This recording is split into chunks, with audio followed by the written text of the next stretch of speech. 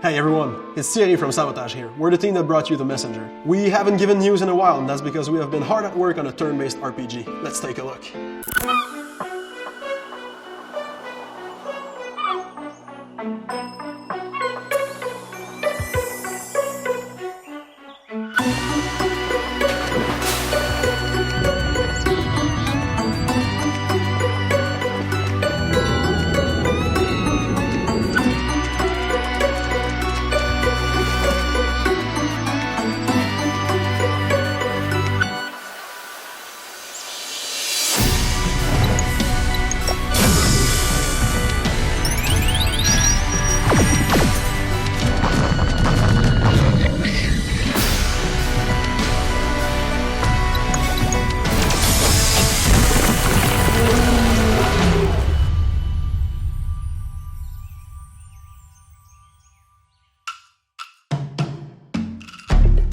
So welcome to our studio, based in cold Quebec City, Canada. Since the release of The Messenger, we have been working behind closed doors on our next big idea. And then for the past few months, the whole team at Sabotage, all 16 people, have slowly ramped up to work on Sea of Stars, which is a turn-based RPG coming for PC and console. It's really thrilling for Sabotage to finally be doing its treatment on our favorite genre. Sea of Stars is a prequel story, taking place before there's been a huge flood, where many islands are waiting for you to explore, with much mysteries to unravel and endearing characters to meet.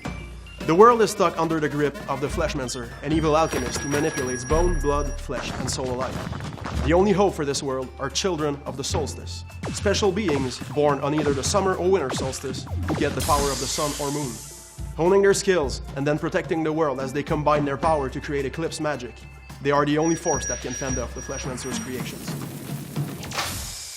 In this dual protagonist story, you will play the role of two such children of the solstice. And for those of you who played our first game, you might have met them before. So as a general guideline for Sea of Stars when it comes to game design, we want to create an experience that is seamless and frictionless. And of course it starts with combat. So battle is initiated by entering physical contact with the enemies and doesn't take place on a separate battlefield. So without any loading or transition, you will both be fighting and navigating in the same area. We want to create a combat system that is heavily reliant on strategy and skill. That's why we have a timed hits mechanic, which means that instead of just playing the combat through the menu, you need to actually pay attention to the animation. And if you time your inputs properly, you can increase the damage that you deal with every attack or special move, and so too when you're defending from enemies. This means that a boss that is proving a bit too hard, you don't necessarily need to go back and grind to have more levels or better gear. You can simply learn the patterns and then have better execution next time around. The game will feature 6 playable characters, each with their own set of special moves that combine with each other to create unique synergies. So while the game will certainly challenge you with different enemy types and group compositions, you will always have the tools to emerge victorious. You'll need to be on your guard, however. Enemies who enter a spellcasting state pose a significant threat to your party, urging you to take action. While channeling, they will display a bar with locks, each with a specific damage type. With proper use of your characters and special abilities, you can remove these locks. For every lock that you remove, the efficiency of the ensuing spell is thus hindered. Remove all the locks, and the spell is entirely broken.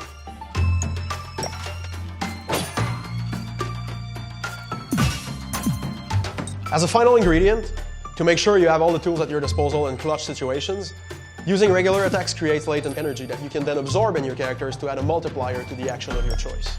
We just call it boosting. We want to create a world that is highly interactable and deeply engaging. This means our character moveset includes things such as swimming and climbing and jumping off of ledges. If it looks like you can go somewhere, the odds are that you can, and in ways that are unshackled towards what you'd be used to in a game of the genre.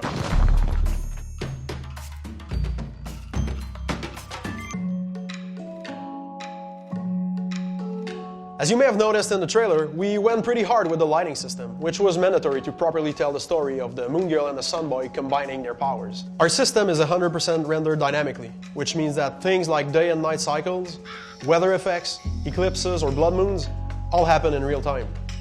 As fully fledged Solstice warriors, you will eventually get full control over the sun and moon. So whether you just want to chill in your favorite area in the ambience of your choice, or you have a specifically complex puzzle related to lighting that you need to solve, or there's a magic door that only opens at midnight, the control is yours. Oh, and one last thing about day and night cycles. Every single music track in the game would have both a day and night version, which I guess brings us to music.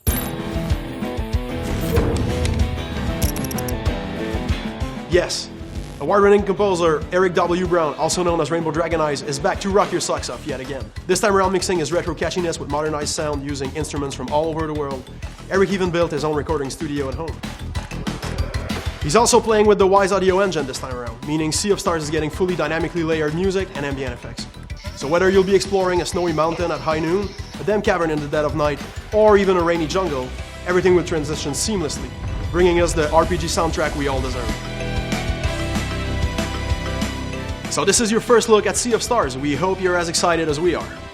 In closing, we want to thank all the friends we made since launching the Messenger, from press to industry folks to, of course, our amazing Discord community. Which, by the way, if you want us to keep you posted, feel free to come say hi. In the meantime, we humbly thank you for your support and hope you will join us in bringing Sea of Stars to life.